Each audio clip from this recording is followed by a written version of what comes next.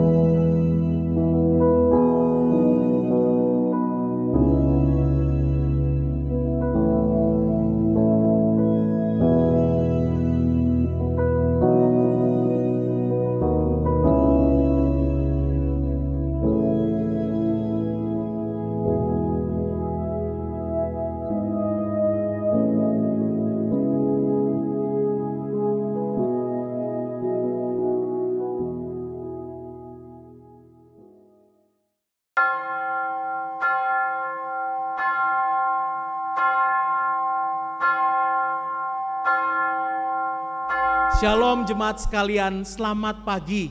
Selamat merayakan tahun baru Imlek. Kung si sing nien mengen. Kita bersyukur setiap dari kita dipanggil Allah untuk datang menyembahnya di hari ini. Biarlah Roh Kudus menolong kita untuk berdiam diri di hadapannya yang Maha Kudus.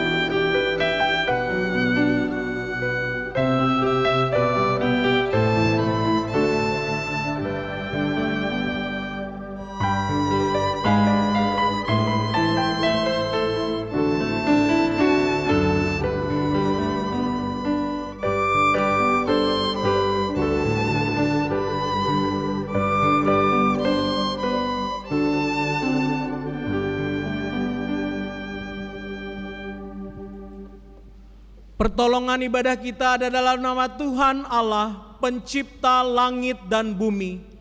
Turunlah atas kita sekalian damai sejahtera dari Allah Bapa, Allah Putra, dan Allah Roh Kudus. Amin.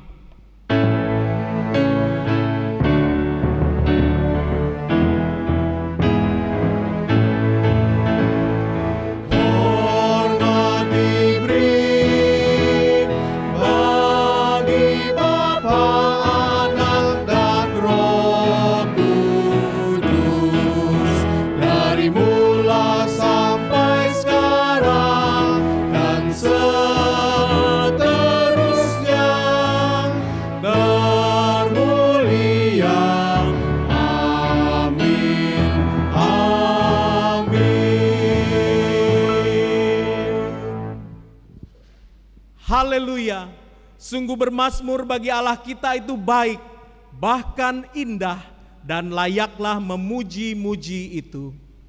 Ia menyembuhkan orang-orang yang patah hati dan membalut luka-luka mereka. Ia menentukan jumlah bintang-bintang dan menyebut nama-nama semuanya. Besarlah Tuhan kita dan berlimpah kekuatan, kebijaksanaannya tak terhingga. Bernyanyilah bagi Tuhan dengan nyanyian syukur, bermazmurlah bagi Allah kita dengan kecapi.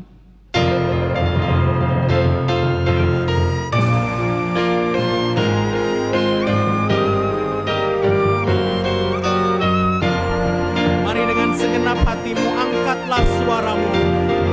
Maka jiwaku pun memujimu, sungguh besar Kau Allahku. Maka jiwaku pun memujimu, sungguh besar Kau Allahku.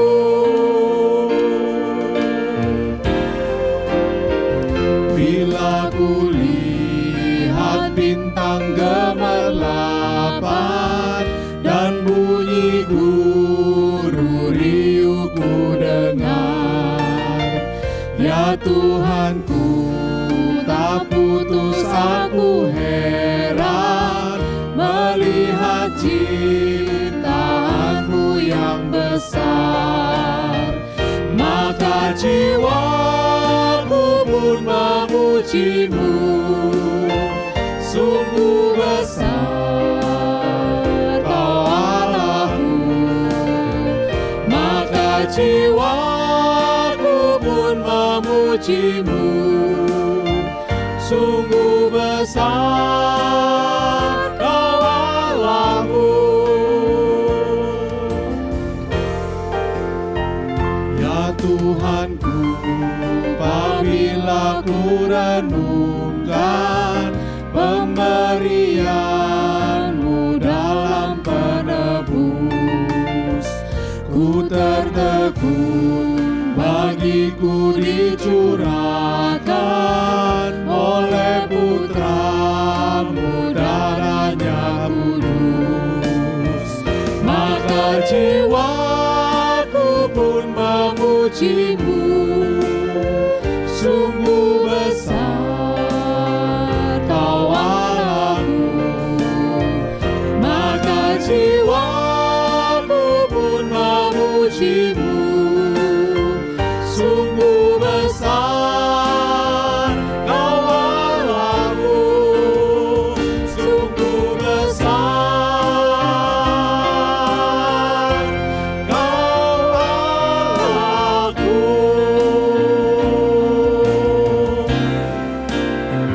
Kau Allah yang besar, ajaib dan mulia. Kau Yesus yang selalu membuatku terpesona. Segala pujian bagi-Mu ya Tuhan, hanya Kau yang layak ku agungkan. Engkau Allah yang besar Tuhan, Kau Allah yang besar, ajaib dan mulia. Kau Yesus yang selalu membuatku terpesona. Segala pujian bagi-Mu ya Tuhan, hanya Kau yang layak ku agungkan. Segala pujian bagi-Mu ya Tuhan, hanya Kau yang layak ku agungkan.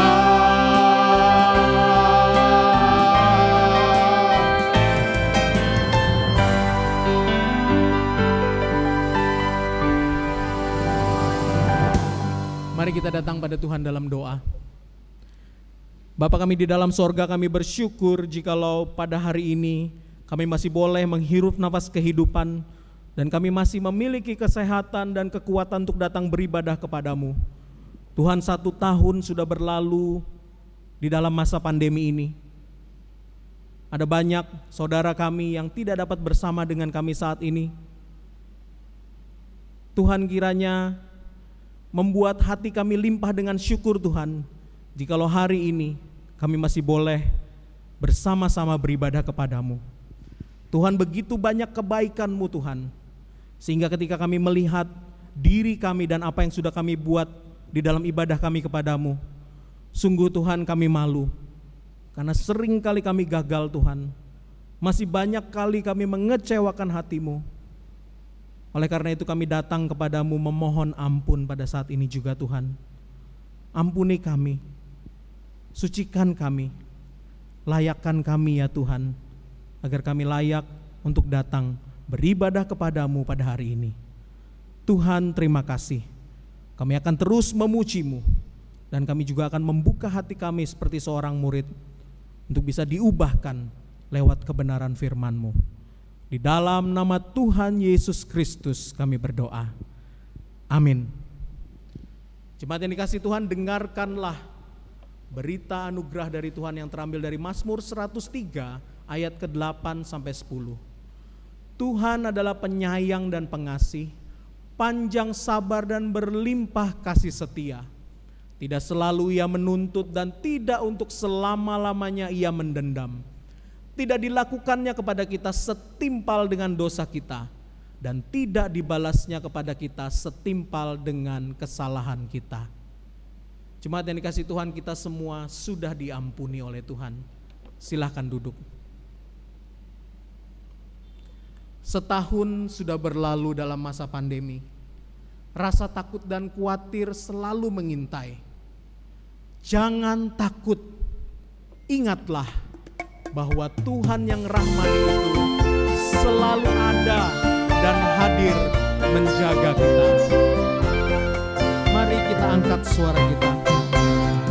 Bunga bakung dengan warna yang indah, burung di langit tak pernah terpikirkan hidup.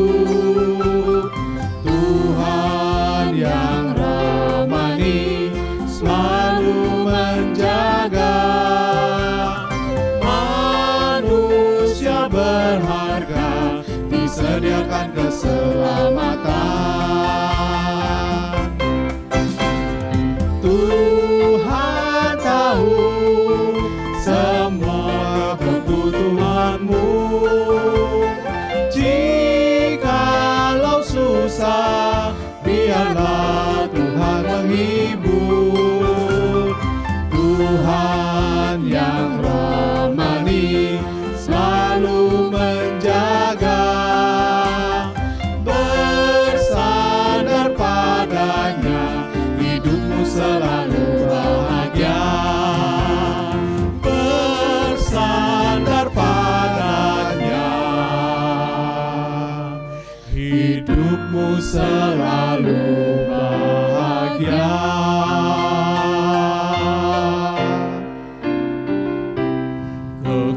Kekuatan di hidupku ku dapat dalam Yesus. Dia tak pernah tinggalkanku, setia menopangku, berseru berharap dalam Yesus. Ajaib Kau Tuhan, ajaib Kau Tuhan, penuh kuasa, sanggup pulihkan keadaanku. Dalam tangan-Mu seluruh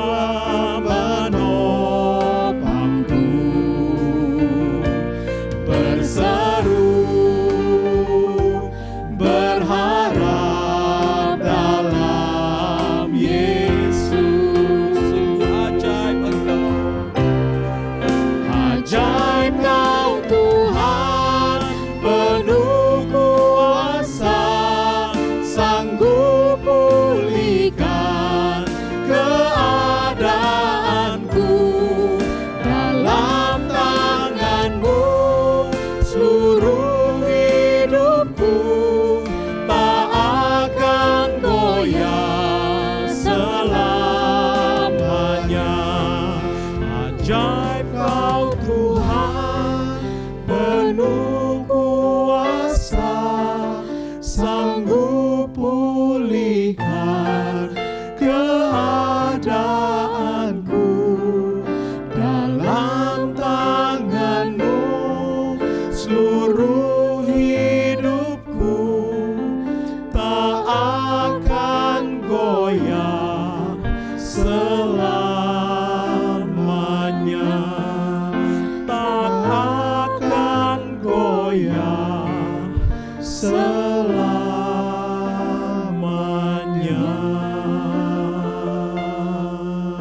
Jemaat yang dikasihi Tuhan, marilah kita datang kepadanya dalam doa pribadi kita. Naikkanlah seru doamu, naikkanlah kerinduanmu, berserulah pada Tuhan, karena Dia bukan Tuhan yang jauh, Dia Tuhan yang dekat dan mendengar setiap seru doa kita.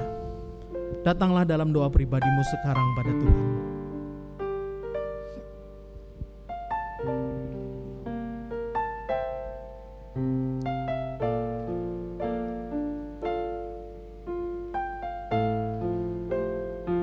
Tuhan, kami bersyukur bahwa Engkau mendengar setiap seru dan doa dari anak-anak-Mu di tempat ini. Dan semua ini kami naikkan di dalam nama Tuhan Yesus Kristus, Tuhan dan Juru Selamat kami. Amin.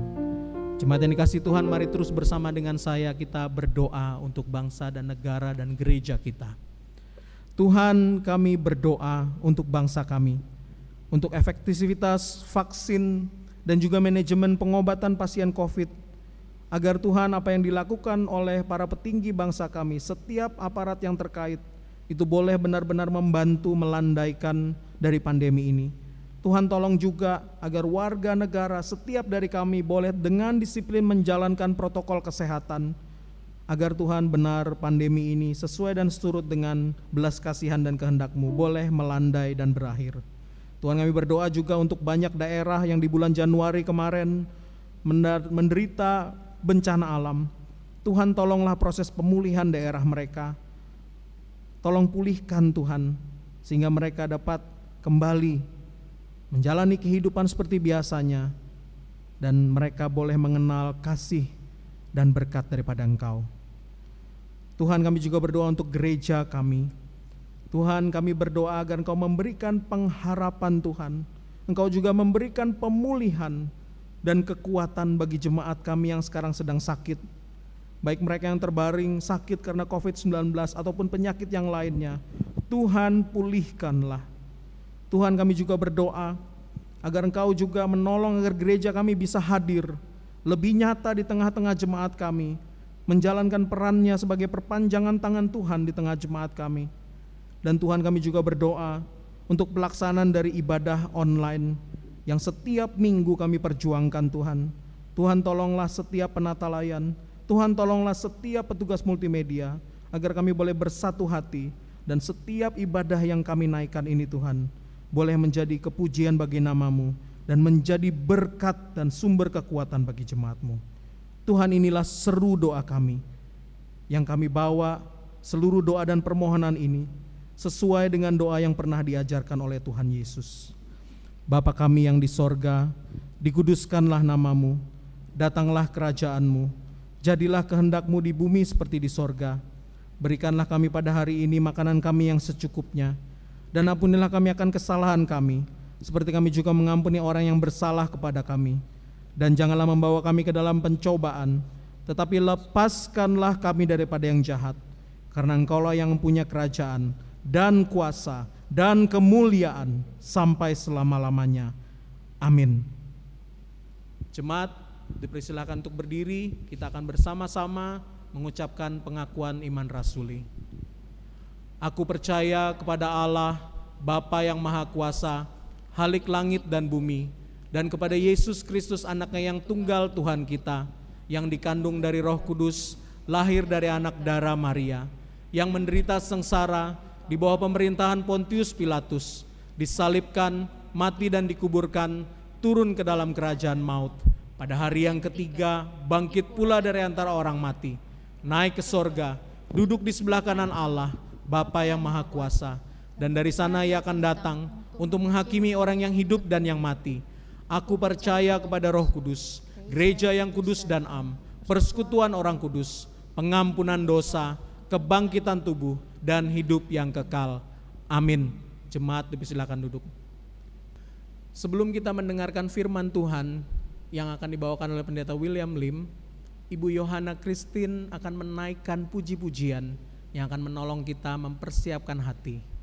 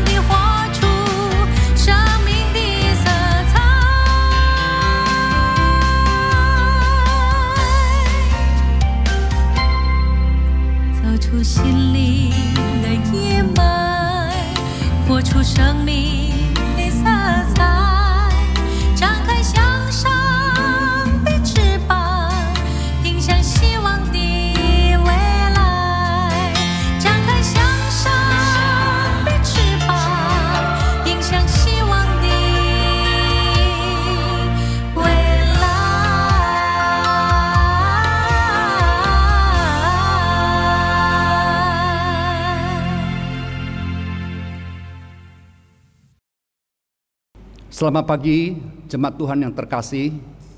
Hari ini kita masih dalam suasana perayaan Tahun Baru Imlek. Karena itu saya ingin mengucapkan Selamat Tahun Baru Imlek. Memasuki tahun yang baru, mari kita terus berdoa dan berusaha agar tahun ini lebih baik dari tahun lalu. Semoga Tuhan menolong bangsa Indonesia agar melalui vaksin dan prokes 3M, penularan virus corona dapat teratasi. Hari ini saya ingin mengajak jemaat merenungkan firman Tuhan dengan tema berbagi kebaikan. Karena itu sebelum kita membaca firman Tuhan dan mendengarkan uraiannya, kita tundukkan kepala dan berdoa. Bapa kami yang di surga, sungguh kami berterima kasih kepada Tuhan yang memberikan kami kesempatan untuk beribadah sampai saat ini. Sebentar ini kami akan membaca firman-Mu. Kami mohon Roh Kudus mengurapi kami dan memberikan kami pencerahan. Dan hamba-Mu yang terbatas ini dimampukan untuk menjelaskan firman-Mu. Demi nama Tuhan Yesus kami berdoa. Amin. Ada dua bagian firman Tuhan yang akan kita baca pada pagi ini. Yang pertama diambil dari Kitab Titus pasal 3 ayat 8. Kitab Titus pasal 3 ayat 8. Demikian firman Tuhan tertulis. Perkataan ini benar dan aku mau supaya engkau dengan yakin menguatkannya, agar mereka yang sudah percaya kepada Allah sungguh-sungguh berusaha melakukan pekerjaan yang baik. Itulah yang baik dan berguna bagi manusia. Yang kedua, kita membaca dari kitab Galatia pasal 6 ayat 9 dan ayat 10. Galatia pasal 6 ayat 9 dan 10. Demikian firman Tuhan tertulis. Janganlah kita jemu-jemu berbuat baik, karena apabila sudah datang waktunya, kita akan menuai jika kita tidak menjadi lemah. Karena itu, selama masih ada kesempatan bagi kita, marilah kita berbuat baik kepada semua orang, terutama kepada kawan-kawan kita seiman. Sampai di sini pembacaan firman Tuhan. Beberapa waktu yang lalu sempat viral di Facebook, uang seorang nenek dari Malaysia senilai 300.000 ringgit atau setara 1 miliar rupiah hilang. Hilang bukan karena dicuri orang, tetapi rusak dimakan rayap. Nenek ini menyimpan 23 bundalan ringgit Malaysia di dalam kaleng-kaleng susu bekas, di mana setiap bundalan berjumlah sekitar 15.000 hingga 20.000 ringgit. Di layar TV atau HP saudara-saudara, kita bisa melihat begitu banyak uang nenek ini rusak dimakan rayap. Kita tidak tahu mengapa nenek ini tidak menyimpan uangnya di bank. Mungkin dia pernah trauma dengan bank, atau mungkin dia adalah seorang yang hidupnya sangat tertutup, sehingga tidak merasa aman bila tidak menyimpan seluruh uangnya dekat dirinya. Tapi saya menduga, meski uang nenek ini banyak, hidupnya sesungguhnya sangat-sangat hemat, sehingga ia terus simpan dan simpan uangnya, sampai akhirnya satu hari dimakan rayap. Betapa sia-sia segala jeripaya nenek ini. Hal ini berbeda dengan Ana Paula, seorang gadis Meksiko berusia 16 tahun yang berparas cantik dan berambut indah. Ana Paula dari keluarga miskin. Satu hari ketika melihat kakeknya terinfeksi COVID-19 dan membutuhkan tambahan oksigen, ia mengiklankan rambutnya yang indah melalui media sosial dan menjualnya sedikit di atas 100 euro. Namun perjuangan Paula belum berakhir, karena uangnya tidak cukup untuk membeli dispenser oksigen yang dapat beroperasi lebih dari 24 jam. Biayanya 2 kali lipat. Betapa mulia dan baik hati Paula. Jemaat Tuhan terkasih, dari 2 kisah di atas memperlihatkan satu kontras. Nenek dari Malaysia ini dengan uang yang banyak, tapi ia simpen untuk dirinya dan akhirnya dimakan rakyat. Sedangkan gadis Meksiko ini yang hanya mempunyai satu mahkota yang berharga, yaitu rambutnya, ia korbankan demi membantu pengobatan kakeknya. Siapa yang lebih berbahagia?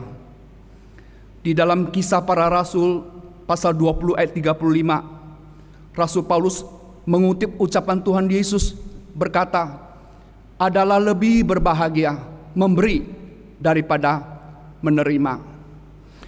Dalam banyak suratnya, Paulus mendesak jemaat Tuhan untuk berbuat baik. Misalnya di dalam Titus pasal 3 ayat 8, ia menulis kepada jemaat Tuhan di Pulau Kreta yang saat itu sedang digembalakan oleh Titus.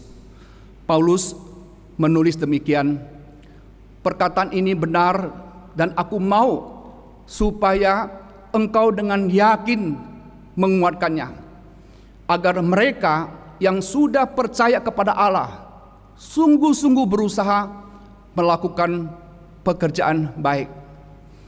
Kita perhatikan kalimat ini, mereka yang sudah percaya kepada Allah sungguh-sungguh berusaha melakukan pekerjaan baik. Mengapa Paulus mendesak jemaat Tuhan di Pulau Kreta yang sudah percaya kepada Allah harus berusaha mengerjakan kebaikan. Apakah dengan berbuat baik mereka bisa memperoleh keselamatan? Tidak. Keselamatan adalah anugerah Tuhan atau pemberian Allah yang cuma-cuma. Kalau begitu, kenapa perbuatan baik? Yang pertama, perbuatan baik menyaksikan karya Kristus dalam hati orang percaya. Orang percaya yang hatinya sudah diubahkan oleh Kristus, hatinya akan menjadi baik.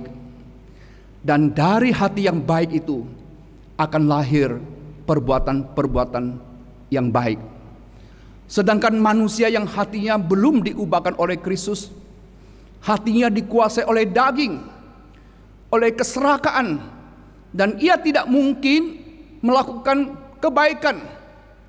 Keadaan seperti ini diperlihatkan oleh penduduk di Pulau Kreta. Saudara-saudara, sejarah mencatat bahwa penduduk Pulau Kreta dikenal kasar dan tidak bisa dipercaya. Terdapat banyak pemabuk, penipu, pencuri, dan seterusnya. Dan sering terjadi perkelahian dan saling dendam. Bahkan ada ucapan seorang nabi di Pulau Kreta yang tidak enak didengar. Dasar orang Kreta, pembohong, binatang buas, pelahap yang malas. Paulus mendesak jemaat Tuhan di Pulau Kreta untuk menjauhi gaya hidup seperti yang dilakukan oleh penduduk di Pulau Kreta yang tidak baik itu. Dan sebaliknya, mereka harus sungguh-sungguh berusaha mengerjakan kebaikan. Nah, dengan demikian, penduduk di Pulau Kreta dapat melihat satu perbedaan kualitas hidup antara orang-orang percaya di Pulau Kreta dengan penduduk yang belum percaya. Bapak Ibu sekalian, mungkin di antara kita banyak yang mengenal seorang tokoh internasional yang bernama Nelson Mandela. Nelson Mandela pernah dipenjara selama 27 tahun dan amat menderita. Pada tahun 1994, ia terpilih sebagai Presiden Afrika Selatan. Ia pernah menerima 250 penghargaan internasional, termasuk hadiah Nobel. Dan Nelson Mandela juga dijuluki sebagai bapak bangsa Afrika Selatan. Ini orang yang luar biasa.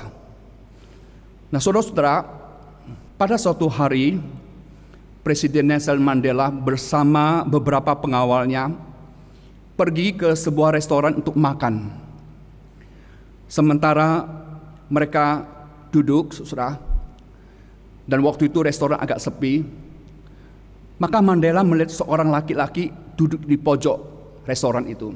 Dan dia meminta pengawalnya untuk memanggil laki-laki kulit putih itu untuk duduk di samping dia. Satu hal yang aneh terjadi. Ketika laki-laki kulit putih itu duduk di sebelah Presiden Nelson Mandela, tangannya gemeteran. Lalu keringat mengucur di sekujur tubuhnya, khususnya di keningnya, di mukanya, penuh dengan keringat. Lalu pengawal Nelson Mandela bertanya kepada pria ini, "Apakah Bapak sakit? Apakah Bapak perlu ke rumah sakit?" Tapi Nelson Mandela kemudian menjawab demikian, "Dia tidak sakit. Keringat yang mengucur dan tangan yang gemetar itu bukan karena dia sakit. Dialah sipir yang dulu menyiksa aku ketika aku dipenjara di ruang isolasi. Pernah ketika aku haus dan meminta minum air darinya, dia malah mengencingi kepalaku. Jadi dia sedemikian gemetar karena dia takut aku akan membalas apa yang dia pernah perbuat terhadap aku. Tapi aku tidak akan membalasnya. Dendam bukan sifatku. Dendam tidak akan dapat membangun negara, tetapi memaafkan selalu menjadi jalan menuju kebangkitan satu bangsa. Satu kalimat lagi yang sangat penting yang diucapkan oleh Nelson Mandela. Kita tidak pernah tahu nasib seseorang. Selalulah berbuat baik kepada siapapun. Bapak Ibu sekalian, kalimat ini penting. Kita tidak pernah tahu nasib seseorang. Selalulah berbuat baik kepada siapapun. Pengampunan yang diberikan Mandela kepada pria kulit putih ini yang pernah menyiksanya menunjukkan Mandela ini adalah seorang anak Tuhan yang baik hati. Ia tidak mau membalas kejahatan dengan kejahatan walaupun ia mampu melakukannya. Sebagai anak Tuhan, Mandela meyakini dendam, kebencian, dan tindakan kekerasan tidak dapat memulihkan masyarakat Afrika Selatan yang pada saat itu sedang terkoyak-koyak oleh politik apartheid atau politik perbedaan warna kulit. Hanya dengan saling memaafkan dan mengampuni, masyarakat Afrika bisa dipulihkan. Hari ini banyak orang Kristen yang sudah menerima pengampunan dari Tuhan. Tapi ketika ia disakiti oleh orang keluarga atau oleh teman atau oleh orang gereja, maka ia akan mendendam seumur hidup dan dia tidak bersedia memaafkan apalagi mengampuni orang tersebut. Saudara-saudara, saya ingin mengatakan kita perlu waspada. Walau kita mengaku sudah percaya Tuhan, jika hati kita penuh dendam dan kebencian, jangan-jangan kita belum lahir baru dan hati kita belum diubahkan oleh Kristus. Kenapa? Karena hati yang baik akan melahirkan pengampunan, akan melahirkan kebaikan-kebaikan. Berikutnya kita akan memikirkan kenapa Paulus mendesak jemaat untuk melakukan kebaikan. Yang kedua adalah kesempatan berbagi kebaikan tidak selalu ada.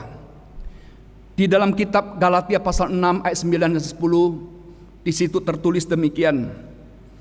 Janganlah kita jemu-jemu berbuat baik, karena apabila sudah datang waktunya, kita akan menuai jika kita tidak menjadi lemah. Karena itu selama masih ada kesempatan bagi kita, marilah kita berbuat baik kepada semua orang, tetapi terutama kepada kawan-kawan kita seiman. Di dalam Alkitab ada 3 kata waktu yang dipakai. Yang pertama adalah ayen. Ayen itu adalah waktu yang lama sekali, waktu yang tanpa batas atau waktu yang kekal. Yang kedua, kronos. Kronos adalah waktu yang berhubungan dengan jam, bulan, dan tahun. Kronos adalah siklus waktu yang terus berulang. Hari lepas hari, minggu lepas minggu, bulan lepas bulan, dan tahun lepas tahun. Inilah kronos. Dan yang ketiga, kairos. Kairos itu adalah kesempatan atau momentum yang muncul dalam siklus waktu. Kalau kairos itu sudah lewat, tidak akan kembali lagi. Orang Yunani melukiskan kairos seperti dewa yang namanya Kairos, di mana dewa ini di depan rambutnya panjang, lebat, tapi di belakang tidak ada rambut sama sekali.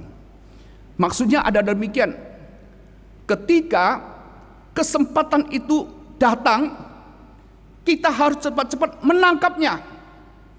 Kalau dia sudah lewat, kita tidak bisa menangkapnya lagi karena belakangnya tidak ada rambut. Bapak Ibu sekalian, kalau kita membaca kisah tokoh-tokoh yang berhasil, umumnya mereka adalah orang yang bisa melihat peluang, melihat momentum, dan bisa memaksimalkan momentum itu menjadi satu kesuksesan. Alkitab mengatakan, jika ada kesempatan bagi kita, marilah kita berbuat baik kepada semua orang. Dan lagi kemudian dia katakan lagi, saudara-saudara, karena itu janganlah jemu-jemu berbuat baik. Di dalam terjemahan bahasa Indonesia yang lain, jangan menjadi lelah, jangan menjadi bosan, tidak boleh patah semangat. Kenapa? Karena apabila sudah datang waktunya, kita akan menuai. Selama masih ada kesempatan, mari kita berbuat baik. Bapak Ibu sekalian, saya suka sekali membaca kisah dua tokoh yang terkenal. Yang pertama Alexander Fleming dan kedua Winston Churchill. Satu kali dikisahkan ada sebuah keluarga kaya asal Inggris membawa anak-anak mereka berlibur ke desa. Tuan rumah menyerahkan rumahnya selama 1 minggu kepada mereka. Maka anak-anak berenang dengan gembira di kolam, saudara. Tapi suatu waktu salah seorang anak mulai tenggelam dan anak yang lain mulai berteriak minta tolong. Lalu saudara-saudara sekalian, ada putra tukang kebun segera melompat masuk ke dalam kolam dan menolong anak yang hampir tenggelam itu. Orang tua dari anak yang nyaris tenggelam itu kemudian menanyakan kepada tukang kebun itu apa yang mereka dapat lakukan sebagai tanda terima kasih kepada pahlawan kecil itu. Tukang kebun itu berkata, anak saya ingin menjadi dokter. Keluarga kaya itu segera menangkap momentum itu, menangkap kairos itu, dan menyatakan bersedia membiayai anak tukang kebun tersebut. Lama setelah itu, anak yang hampir tenggelam itu menjadi Perdana Menteri Inggris. Ia adalah Winston Churchill. Diceritakan satu hari Churchill sakit radang paru-paru yang serius.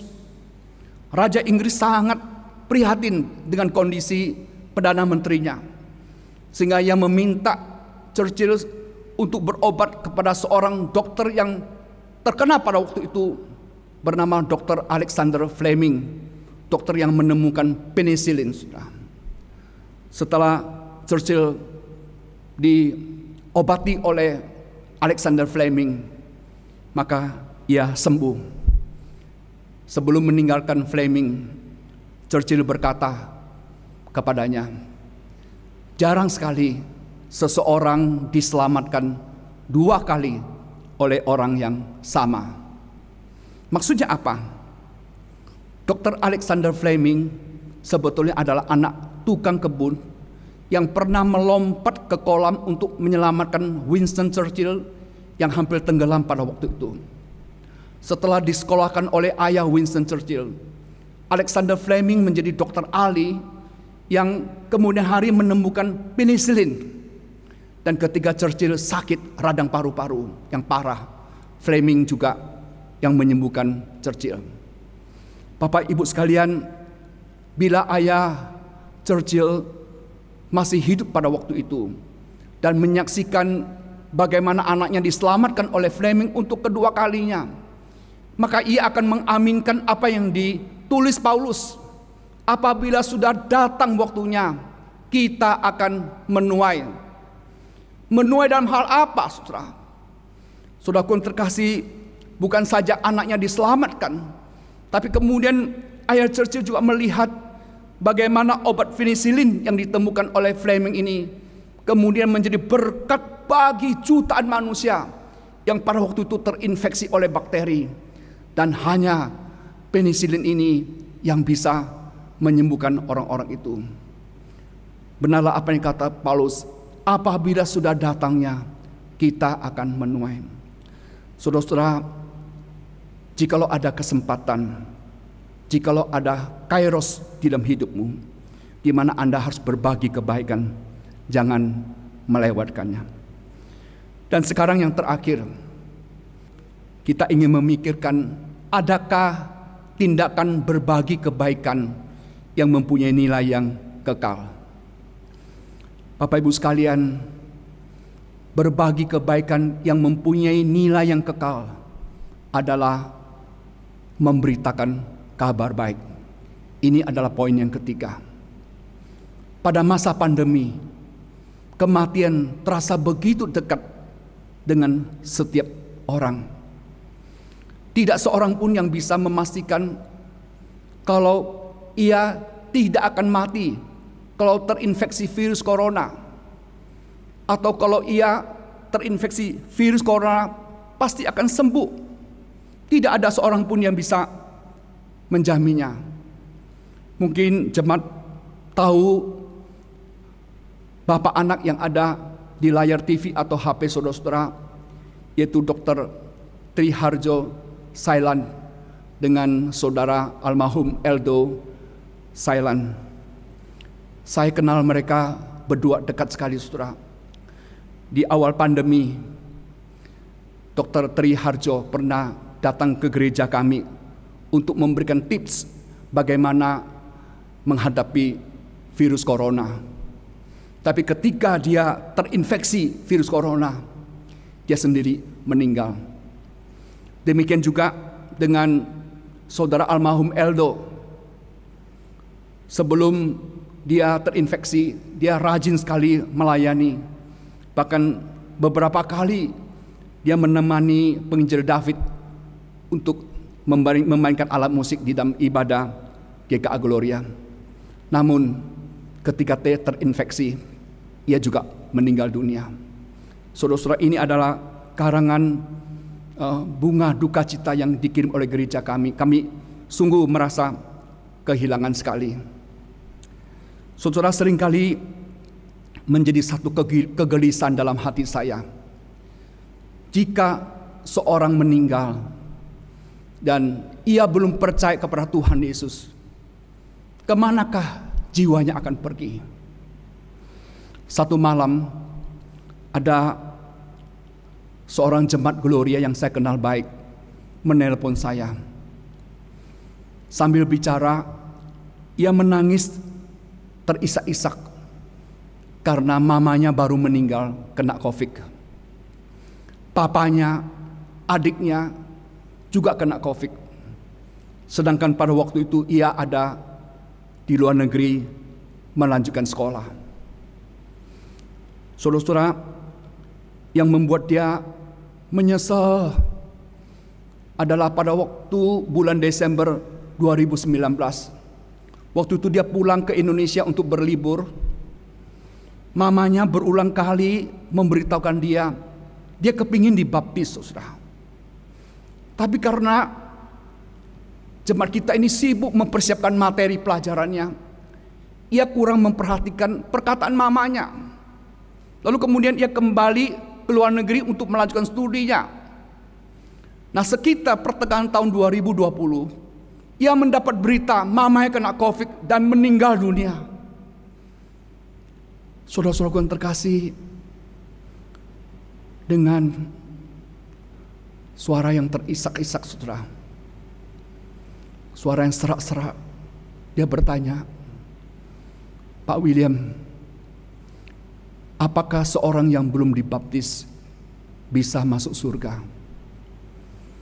Saya menjawab, saudaraku, baptisan itu penting karena satu kesaksian di hadapan jemaat yang sudah menerima Kristus Yesus. Tapi baptisan itu tidak menyelamatkan, karena yang menyelamatkan adalah imannya kepada Tuhan Yesus.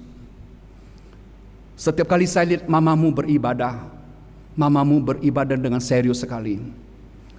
Ketika dia mengiklarkan pengakuan iman rasuli, dia juga melakukannya dengan sangat serius sekali. Maka saya percaya ketika hati seorang percaya kepada Tuhan Yesus dan mengaku dengan mulutnya bahwa Yesus adalah Tuhannya, dia pasti diselamatkan. Bapak Ibu Saudara sekalian, pada masa pandemi ini Anda harus memastikan pasangan Anda, papa mama, kakek nenek, dan anak-anak sudah menerima Kristus Yesus. Kabarkan Injil, karena berita Injil adalah satu-satunya cara Allah untuk selamatkan orang berdosa. Ketika seorang yang kita bagikan kabar baik bahwa Yesus Kristus adalah juru selamat, dan kalau dia betul-betul menerima berita ini, maka dia mempunyai jaminan untuk masuk surga. Saudara-saudara, ketika seorang yang meninggal lalu jiwanya masuk surga, saya mengatakan ini adalah buah kebaikan yang bernilai kekal. Maka ada seorang pendeta yang bernama Stephen Lawson. Dia mengatakan, sukacita terbesar dalam hidup ini adalah mengenal Yesus Kristus. Sukacita terbesar kedua dalam hidup ini adalah memperkenalkan Kristus. Artinya apa, saudara? Artinya ketika kita memberitakan Injil, lalu orang bertemu dengan Kristus secara pribadi dalam hidupnya, dia menerima Kristus sebagai juru selamat, itu adalah momen yang paling membahagiakan di dalam hidup dia. Kita ingat cerita tentang perempuan Samaria, kita ingat cerita Sakyus dan yang lain-lain, saudara. Waktu mereka menerima Kristus, mereka merasa kebahagiaan yang luar biasa sekali. Dan lagi ketika kita dengan sungguh-sungguh, saudara, berbagi kebaikan dengan menceritakan kebaikan tentang Yesus Kristus, dan orang itu menerima Kristus, itu juga menjadi satu sukacita besar bagi kita. Semoga Tuhan selalu mengingatkan kita untuk berbagi kebaikan. Di dalam hal pertama, yaitu bagaimana saudara dengan kebaikan hati melepaskan pengampunan kepada orang yang pernah menyakitimu, sehingga orang yang pernah menyakiti hatimu ketika menerima pengampunan itu, dia juga bisa merasakan kelegaan di dalam hidupnya. Dan yang kedua, saudara, selama Anda masih punya kesempatan, setiap kali diberi kesempatan untuk berbagi kebaikan, lakukanlah itu dengan sungguh-sungguh. Dan yang ketiga, kabarkanlah Injil, karena itu kebaikan yang tertinggi nilainya. Semoga Tuhan memberkati saudara dan saya. Amin. Mari kita berdoa. Bapa di dalam surga, ingatkan kami apa yang sudah kami dengar pada pagi ini, bahwa hidup kami ini sudah diubahkan oleh Engkau. Hati kami sudah diubahkan Engkau. Dulu hati kami dipenuhi dengan hawa nafsu, dengan si aku yang lama. Tetapi sejak Kristus bertakhta dalam hati kami menjadi baik. Dan hati yang baik itu mengalir pengampunan, mengalir segala yang baik.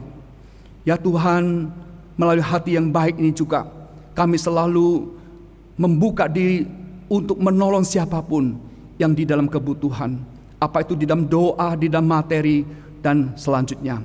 Dan biarlah kami selalu ingat pesan Tuhan Yesus untuk memberitakan Injil, karena Injil adalah satu-satunya cara Tuhan menyelamatkan manusia yang berdosa. Terima kasih Tuhan. Inilah seru doa kami, demi nama Kristus Yesus kami berdoa. Amin. Sebagai respon akan kebenaran firman Tuhan yang sudah kita dengar tadi, mari kita berkomitmen untuk berbagi kebaikan pada sesama. Dan dengan ucapan syukur juga, kita akan memberikan persembahan bagi kemuliaan nama Tuhan. Kita dapat memberi persembahan lewat HP, Anda bisa scan QRIS gereja masing-masing atau transfer ke rekening BCA gereja masing-masing. Setelah selesai memberikan persembahan, kita akan bersama-sama menyanyikan KPPK 326, Jadikan Aku Saluran Berkat.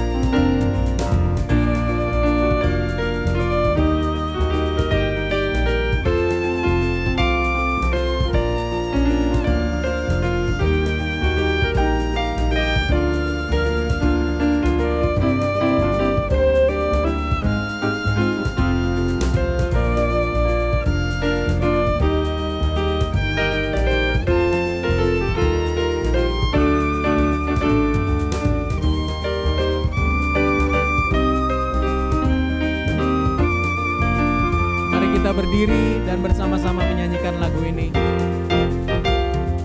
Di dalam dunia yang penuh liku, banyak yang keluh kesah. Bawa terangnya ke tempat gelap itu yang susah dihiburkan. Jadikan aku saluran berkat dan pemancar kasih Kristus. Dengar doaku dan jadikanku saluran berkat bagi umatnya. Beritakan tentang kasih Tuhanmu, tentang pengampunannya. Bawalah mereka kepadanya dengan saksi hidupmu. Jadikan aku saluran berkat dan pemancar kasih Kristus. Dengar doaku dan jadikanku saluran berkat bagi umatnya. Seperti Tuhan memberi padamu dan mengasihi dikau, beri bantuanmu di mana perlu. Yesus mengutus engkau. Jadikan aku saluran berkat dan pemancar kasih Kristus. Dengar doaku dan jadikanku saluran berkat bagi umatnya. Mari kita bersama-sama membawa persembahan kita kepada Tuhan dalam doa. Tuhan, inilah diri kami. Di dalam ketaatan kami membawa persembahan kami. Dengan hati berlimpah, dengan syukur kami juga membawa persembahan kami. Tuhan, biarlah harta duniawi ini yang sebenarnya tidak sebanding dengan kemuliaan dan pemberian-Mu, Tuhan boleh dikelola oleh gereja kami dengan penuh hikmat dan integritas, yang boleh mengerjakan banyak pekerjaan-pekerjaan Tuhan yang sudah dipercayakan pada gereja kami. Tuhan, kiranya Engkau juga menilik setiap jemaat kami, setiap dari kami yang sudah memberikan persembahan. Tuhan, di tengah masa yang tidak mudah ini, kami ingin dengan setia belajar, memberikan persembahan kepadamu dengan hati berlimpah dengan syukur. Tuhan, inilah persembahan kami. Di dalam nama Tuhan Yesus kami berdoa. Amin. Bagi Dia satu-satunya Allah yang penuh hikmat, oleh Yesus Kristus, segala kemuliaan sampai selama-lamanya. Amin.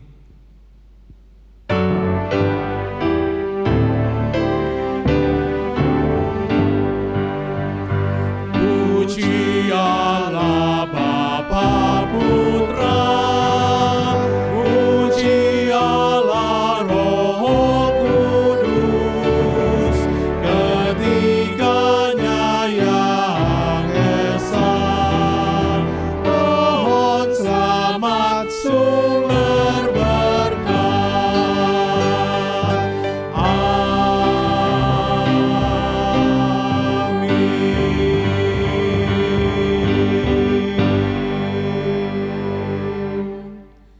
Jemaat Tuhan yang terkasih, mari kita bersama-sama mengarahkan hati dan pikiran kita kepada Tuhan dan menerima berkat daripadanya. Kasih dari Allah Bapa yang kekal dan sempurna, anugerah dari Tuhan Yesus yang berlimpah-limpah, pertolongan dan kekuatan dari Allah Roh Kudus menyertai jemaat sekalian mulai hari ini dan seterusnya, bahkan sampai selama-lamanya. Amin.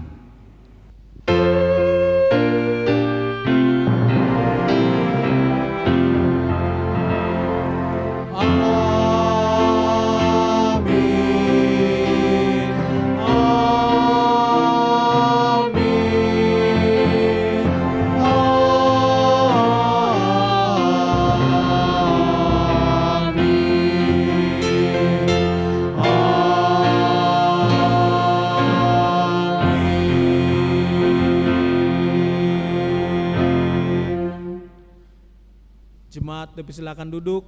Ibadah minggu kita telah selesai. Tuhan Yesus memberkati.